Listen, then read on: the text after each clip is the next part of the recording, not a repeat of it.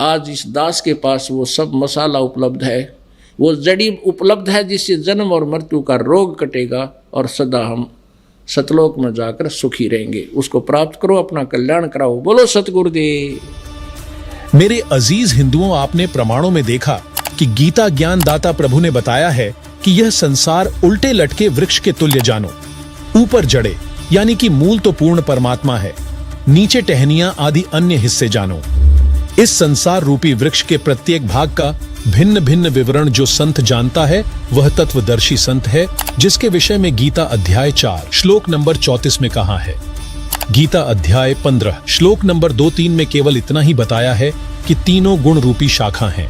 यहाँ विचार काल में अर्थात गीता में आपको मैं गीता ज्ञान दाता पूर्ण जानकारी नहीं दे सकता, क्योंकि मुझे इस संसार की रचना के आदिवंत का ज्ञान नहीं है। उसके लिए गीता अध्याय 4 श्लोक नंबर 34 में कहा है कि किसी तत्वदर्शी संत से उस पूर्ण परमात्मा का ज्ञान जानो। इस गीता अध्याय 15 श्लोक 1 में उस तत्वदर्शी संत की पहचान बताई है कि वह संसार रूपी वृक्ष के प्रत्येक भाग का ज्ञान कराएगा। उसी से पूछो।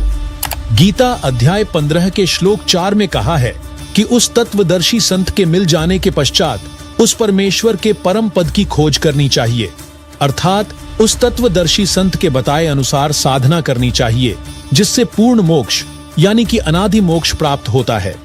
गीता ज्ञान दाता ने कहा है कि मैं भी उसी की शरण में हूं। गीता अध्याय 15 श्लोक 16 व 17 में स्पष्ट किया है कि 3 प्रभु हैं, एक अक्षर पुरुष ब्रह्म, दूसरा अक्षर पुरुष परब्रह्म, तीसरा परम अक्षर पुरुष पूर्ण ब्रह्म।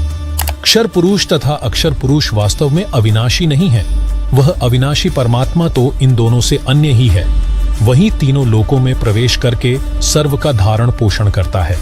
वह पूर्ण परमात्मा कबीर साहिब जी हैं, जिसकी संपूर्ण जानकारी केवल तत्वदर्शी संत रामपाल जी महाराज के पास है। धन्यवाद। वीडियो को पूरा देखने के लिए फैक्टफुल डिबेट्स यूट्यूब चैनल पर विजिट करें।